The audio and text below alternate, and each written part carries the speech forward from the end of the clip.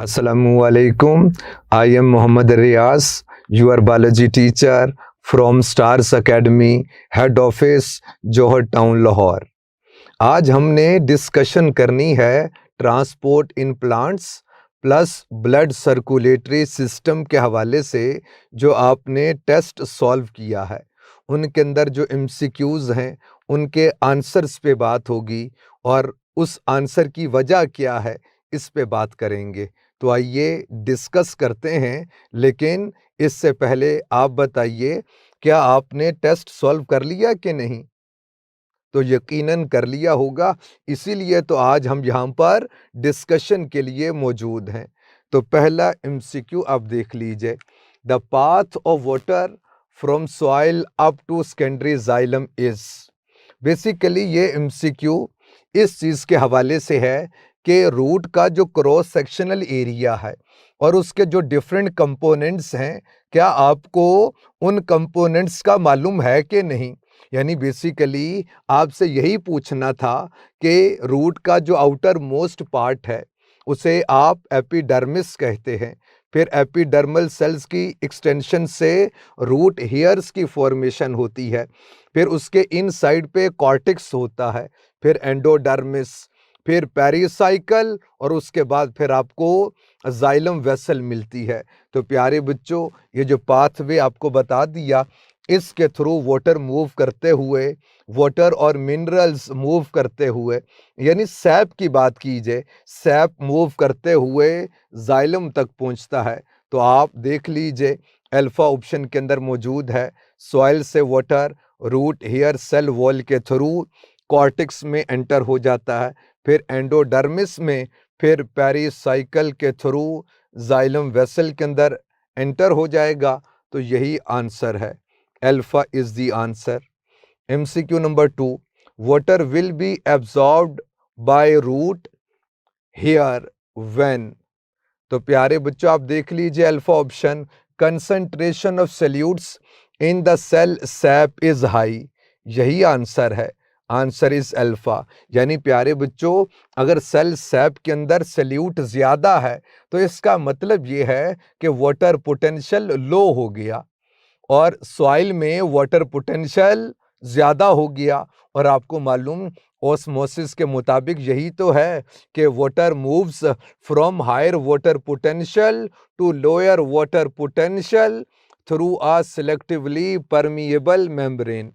MCQ number 3, water absorption through roots can be increased by increased transpiration.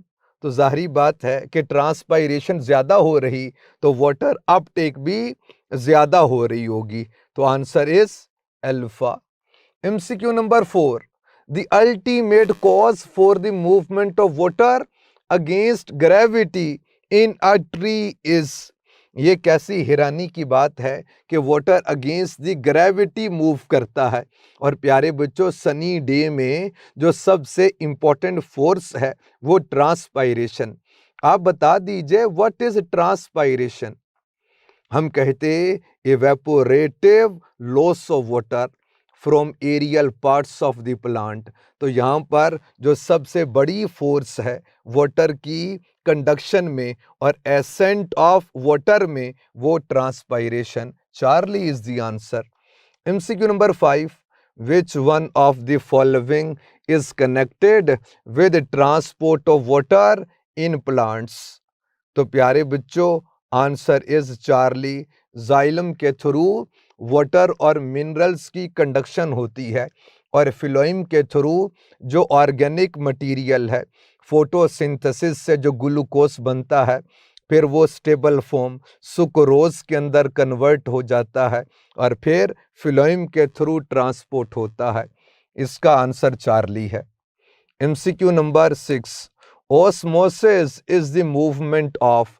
याद रखिए ये जो शुरू वाला पार्ट था, यानी इसमें आपको यही बताना था वाटर पोटेंशियल क्या होता है, वाटर की अपटेक किस तरह से होती है, मिनरल्स की अपटेक किस तरह से होती है। तो हमने उस पोर्शन पर जो मैक्सिमम एमसीक्यूज हो सकते थे इस छोटे से टेस्ट में आपसे पूछ लिए। तो प्यारे बच्चों, ओस्मोसिस क्या है यानी आप पहले ये बताइए वाटर पोटेंशियल क्या होता। हम कहते हैं total kinetic energy of water molecules is known as water potential. अगर किसी जगह पर वाटर ज्यादा होगा, काइनेटिक एनर्जी ज्यादा होगी, वाटर पोटेंशियल ज्यादा होगा। तो प्यारे बच्चों, इसका मतलब ये है कि वाटर ऑस्मोसिस से हायर वाटर पोटेंशियल से लोअर वाटर पोटेंशियल की तरफ मूव करता है। तो आंसर देख लीजिए, आंसर इज बीटा के solvent particle from higher water potential to lower water potential. और याद रखिए ऑस्मोसिस स्पेसिफिकली एसोसिएटेड है सॉल्वेंट से। और सल्यूट के हवाले से बात की जाए तो उसमें हम डिफ्यूजन की बात करते हैं, फैसिलिटेटेड डिफ्यूजन का जिक्र करते हैं। या सल्यूट के हवाले से बात की जाए तो आप एक्टिव ट्रांसपोर्ट का जिक्र कीजिए। लेकिन जब सॉल्वेंट की बात होगी तो ऑस्मोसिस की बात होगी। और आपको मालूम है आपकी बॉडी का जो सॉल्वेंट है वो कौन है? वाटर है। इसलिए पर्टिकुलरली वाटर का जिक्र करते। MCQ number 7, transpiration takes place when outer atmosphere has, यानी ट्रांसपायरेशन इवेपोरेशन है। तो प्यारे बच्चों, अगर एक्सटर्नल एनवायरनमेंट के अंदर वाटर वेपर्स ज्यादा होंगे तो ट्रांसपायरेशन कम होगी, वाटर वेपर्स कम होंगे तो ट्रांसपायरेशन ज्यादा हो जाएगी। तो आप देख लीजिए, आंसर इज बीटा के percentage of moisture less than that of stomatal cavity. तो प्यारे बच्चों, स्टोमेटल कैविटी में अगर वाटर वेपर्स के हवाले से बात कीजिए एक्सटर्नल एनवायरनमेंट में कम है तो फिर क्या होगा? स्टोमेटल कैविटी से एटमॉस्फेयर का पार्ट हो जाएंगे। MCQ number 8, which of the following is not a function of transpiration? Excretion of minerals ये फंक्शन नहीं है। अपटेक ऑफ वाटर, इसी ट्रांसपायरेशन की वजह से कूलिंग इफेक्ट होता है और इसी ट्रांसपायरेशन की वजह से मिनरल्स की अपटेक होती है। इसीलिए तो हम लोग कहते कि ट्रांसपायरेशन इज नेसेसरी इवल, कि एक ऐसा गुनाह है जो करना भी जरूरी है, जो एक ऐसा काम है जो करना भी जरूरी, कि इसकी वजह से मिनरल्स अपटेक तो होती है, नेसेसरी इसीलिए है। कूलिंग इफेक्ट होता है, नेसेसरी इसीलिए है। लेकिन इवल क्यों है? क्योंकि प्यारे बच्चों बहुत ज्यादा वाटर का लॉस भी हो जाता है इससे। लेकिन एक्सक्रीशन ऑफ मिनरल्स तो इसका फंक्शन है ही नहीं। MCQ number 9, which of the following contributes most to transport of water from the ground to the leaves of a tall tree? जो सबसे इंपॉर्टेंट फोर्स है उसके हवाले से वो पूछ रहे। तो प्यारे बच्चों, cohesion of water and transpiration pull. और मैं ये कहता हूं अगर खाली ट्रांसपायरेशन पुल भी लिखा हो तो इतना ही बहुत था। तो answer is Charlie. MCQ number 10, guttation is the result of, याद रखिए गुटेशन की एटमोलॉजी ड्रॉप है। तो लिक्विड ड्रॉप्स की सूरत में जो वाटर लॉस होता है उसे गुटेशन कहते हैं। और फिर वो शबनम के कतरों की सूरत में, ड्यू ड्रॉप्स की सूरत में ग्रास के लीव्स के ऊपर आपको मिलते हैं। तो प्यारे बच्चों, अगर इवेपोरेशन के थ्रू लॉस ऑफ वाटर हो वो ट्रांसपायरेशन है। लेकिन प्लांट्स में अगर लिक्विड ड्रॉप्स के थ्रू हो उसे गुटेशन कहते हैं। तो प्यारे बच्चों, आंसर इज अल्फा, यानी ये बेसिकली रूट प्रेशर है। रूट प्रेशर क्या है? हम कहते हैं रूट्स के जो स्पेस है, हम कहते हैं रूट के जाइलम के अंदर जो स्पेस है, ल्यूमिन कैविटी है, उसके अंदर एक्टिव ट्रांसपोर्ट ऑफ सॉल्ट्स होती है, एक्टिव सिक्रीशन ऑफ सॉल्ट्स होती है। और उससे फिर होगा क्या? वाटर पोटेंशियल कम हो जाएगा, बाहर से और वाटर आएगा तो वहां पर जो वाटर मौजूद था वो अपवर्ड मूव करेगा। रात का वक्त है तो ट्रांसपायरेशन तो कम है, तो लिक्विड ड्रॉप्स की सूरत में वाटर का लॉस होता है। Answer is alpha. MCQ number 11, active transport dash uses energy to pump molecule against the concentration gradient। ये बात ठीक है और कुछ बच्चे शायद इसी को आंसर कर दें, लेकिन बकिया ऑप्शंस को देख लीजिए। Is an active process, is carried out by membrane proteins, सारी बातें ठीक हैं, तो ऑल ऑफ दीज यही आंसर है। MCQ number 12, read the following statements and select the correct option. Pure water has the highest water potential, that is 0, जी ठीक है।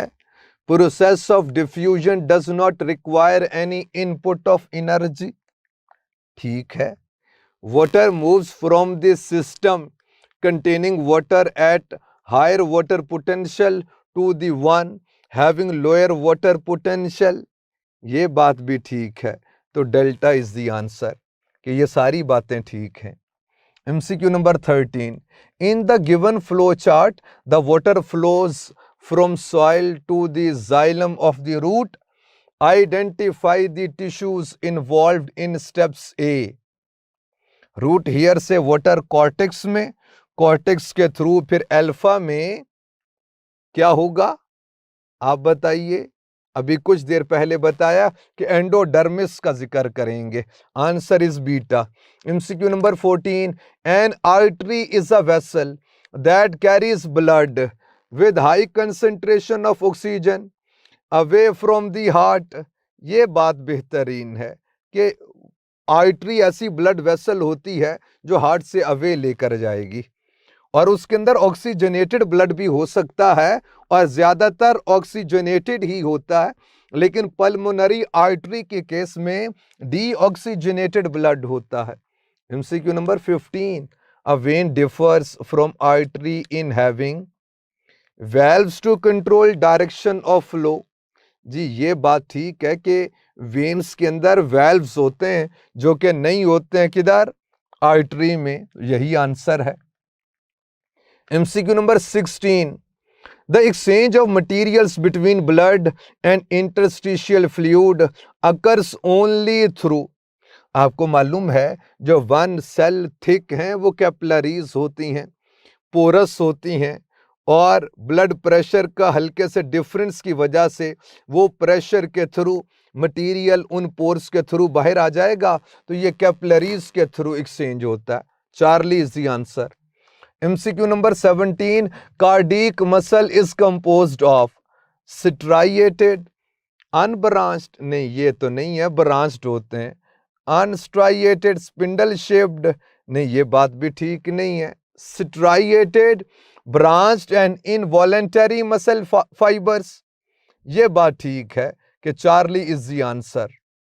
MCQ number 18, the blood leaving the lungs is richer than that entering the lungs during pulmonary circulation, तो प्यारे बच्चों जो lungs के अंदर enter होता है उसमें कार्बन डाइऑक्साइड ज्यादा, ऑक्सीजन कम होती है, लेकिन जो लंग्स को लीव करता है तो प्यारे बच्चों उस ब्लड में ऑक्सीजन ज्यादा है, क्योंकि वो लंग्स से ऑक्सीजन लेकर आ रहा है। पल्मोनरी वेन के अंदर ऑक्सीजन ज्यादा होगी, द अमाउंट ऑफ ऑक्सीजन पर ml ऑफ ब्लड।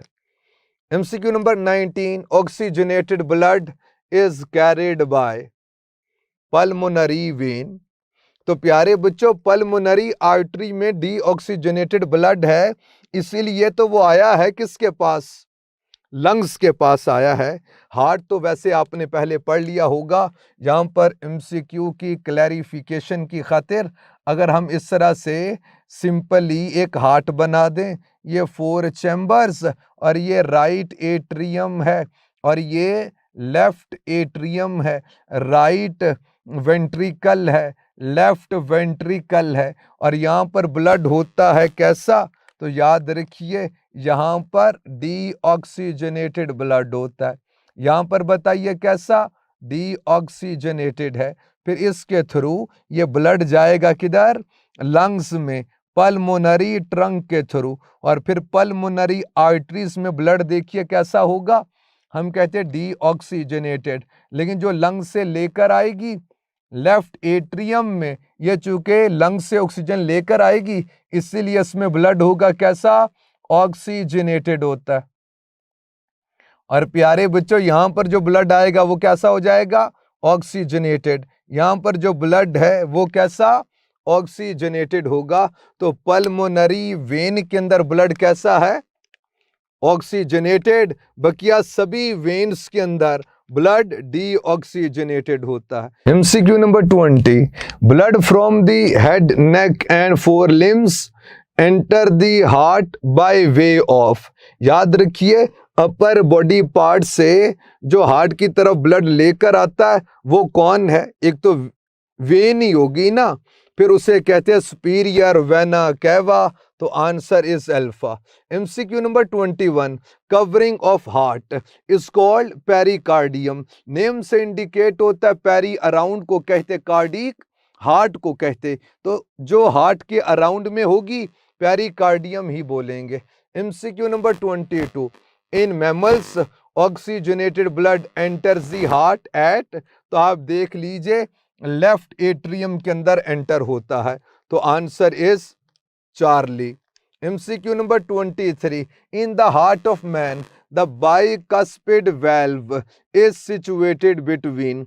तो याद रखिए लेफ्ट एट्रियम और लेफ्ट वेंट्रिकल के बीच में जो वेल्व होता है वो कैसा, तो याद रखना प्यारे बच्चों, वो बाइकस्पिड वेल्व होता है। तो आंसर देख लीजिए, left auricle, atrium and left ventricle के बीच में। MCQ number 24, at the time of diastole heart is filled with. तो प्यारे बच्चों पूरी सर्कुलेशन को देख लीजिए, हम कहते हैं लेफ्ट वेंट्रिकल से एओर्टा और एओर्टा के थ्रू फिर पूरी बॉडी में क्या होती है, सर्कुलेशन। इसे क्या कहते हैं, systemic circulation.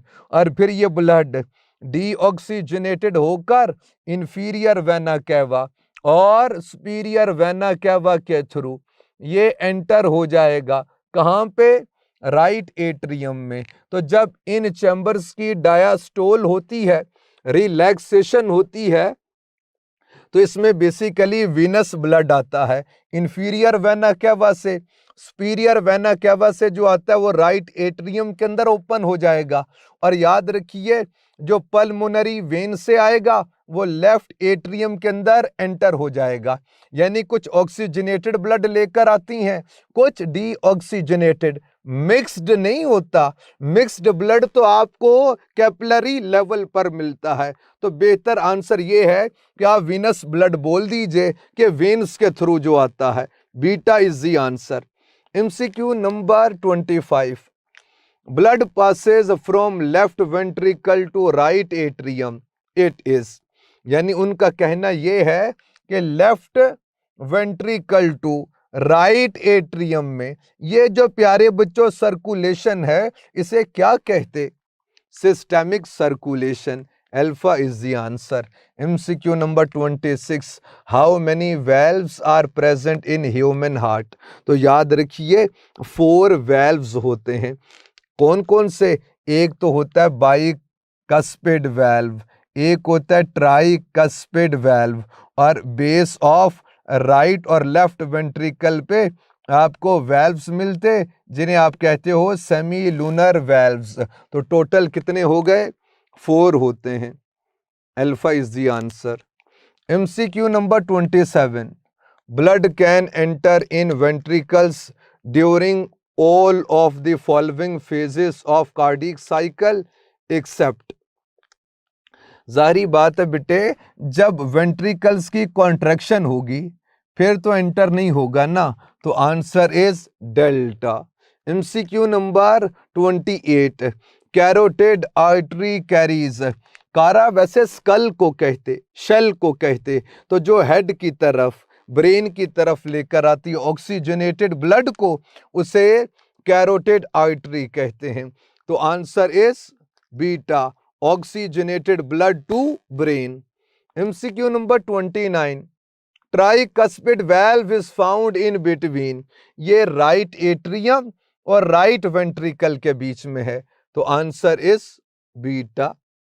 MCQ number 30, contraction of right ventricle pumps blood into, तो प्यारे बच्चों राइट वेंट्रिकल में ब्लड जब पंप किया जाएगा तो फिर क्या होगा, हम कहते हैं पल्मोनरी ट्रंक से पल्मोनरी आर्टरीज के थ्रू फिर लंग्स के अंदर एंटर हो जाएगा, और लंग्स से फिर क्या पल्मोनरी वेन के थ्रू आता है। तो राइट वेंट्रिकल से पल्मोनरी ट्रंक का जिक्र करेंगे। Beta is the answer. MCQ number 31, cardiac muscles differ from skeletal muscles in their, answer is delta. यानी कंट्रोल के हवाले से बात कीजिए तो हम कहते हैं मायोजेनिक होते हैं, सेल्फ कंट्रोलिंग मैकेनिज्म। स्ट्रक्चर के हवाले से बात कीजिए ब्रांच्ड होते हैं, इंटरकलेटेड डिस्कंटिन्यूइंग। फंक्शन की बात कीजिए तो ब्लड को पंप करते हैं, और ये सारी बातें आप स्केलेटल मसल्स के अंदर नहीं पढ़ते हैं चूंकि उसकी नहीं होती हैं। MCQ number 32, the least blood pressure can be observed in, देखिए बेटे ब्लड प्रेशर को जो जनरेट करता है वो लेफ्ट और राइट वेंट्रिकल है, और मेनली लेफ्ट वेंट्रिकल के साथ ही एसोसिएट कर रहे होते। तो इसके प्रेशर जनरेटिंग इफेक्ट से आप जितना दूर होते रहेंगे उतना ब्लड प्रेशर कम होता रहेगा। तो वेना कैवा के अंदर सबसे कम है। Delta is the answer. MCQ number 33, all of the following are characteristics of veins except low blood pressure, ये बात तो ठीक है। नो पल्स डिटेक्शन, ये बात भी ठीक है, आर्टरीज से एसोसिएटेड है। वेल्व्स प्रेजेंट, ये बात ठीक है इनकी।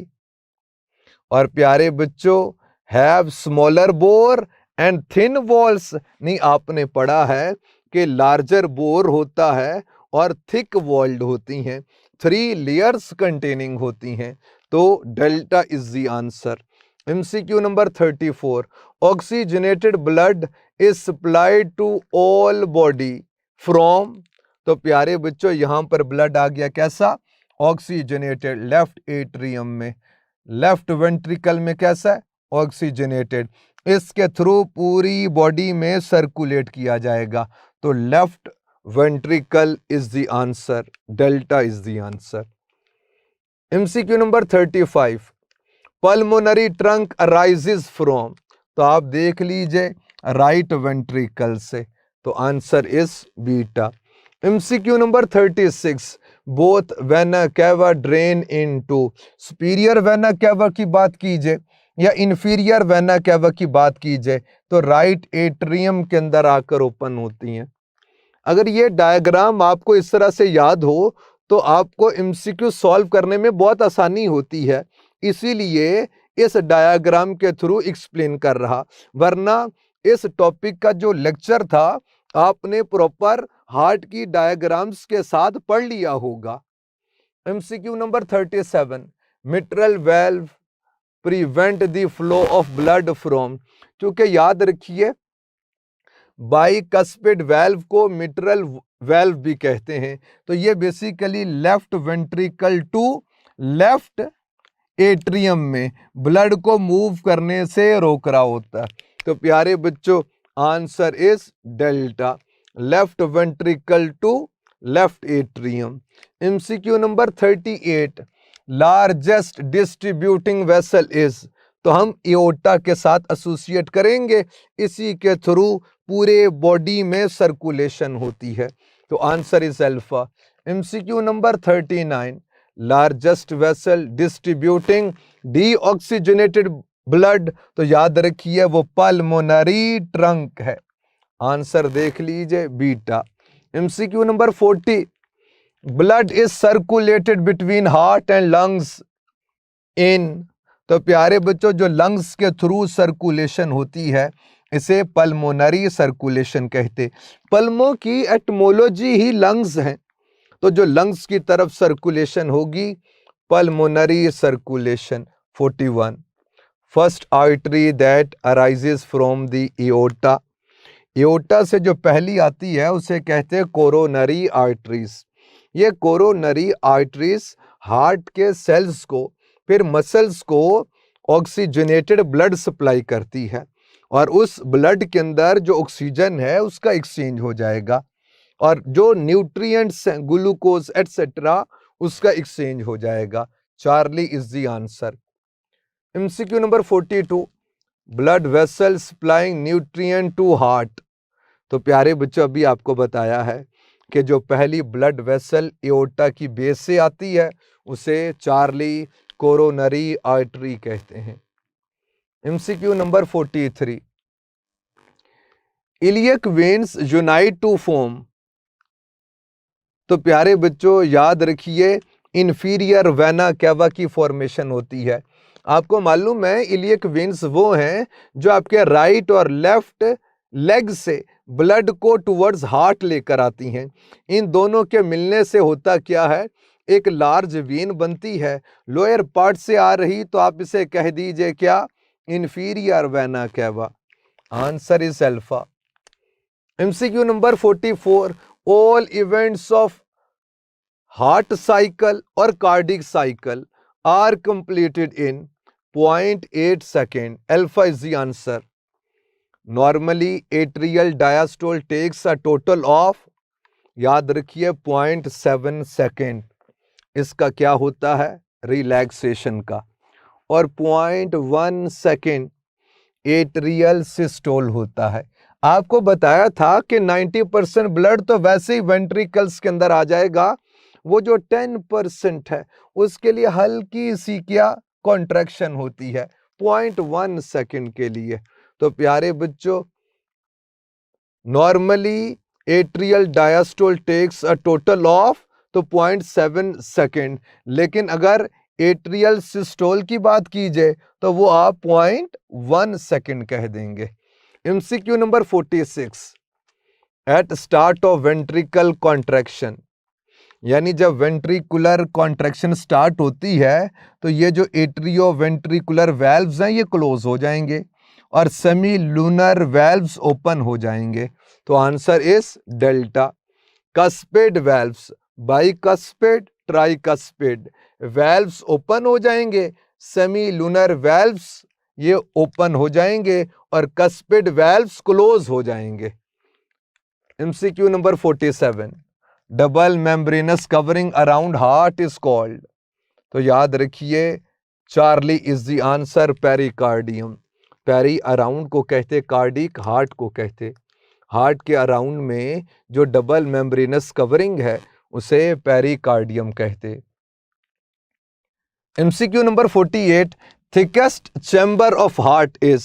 तो याद रखिए लेफ्ट वेंट्रिकल है, क्योंकि इसके थ्रू पूरी बॉडी में ब्लड ने सर्कुलेट करना है और बहुत रैपिड कॉन्ट्रैक्शन होती है लेफ्ट वेंट्रिकल में।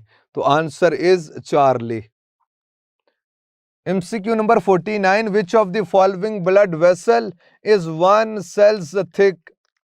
वन सेल थिक, तो आंसर इज डेल्टा, कैपिलरी।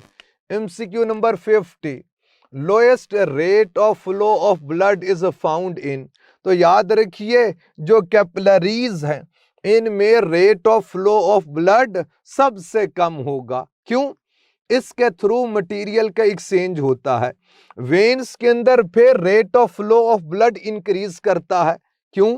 वो 4 फैक्टर्स आपको बताए थे कि एक तो वेल्व्स होते हैं जो प्रिवेंट करते हैं बैकवर्ड फ्लो ऑफ ब्लड को।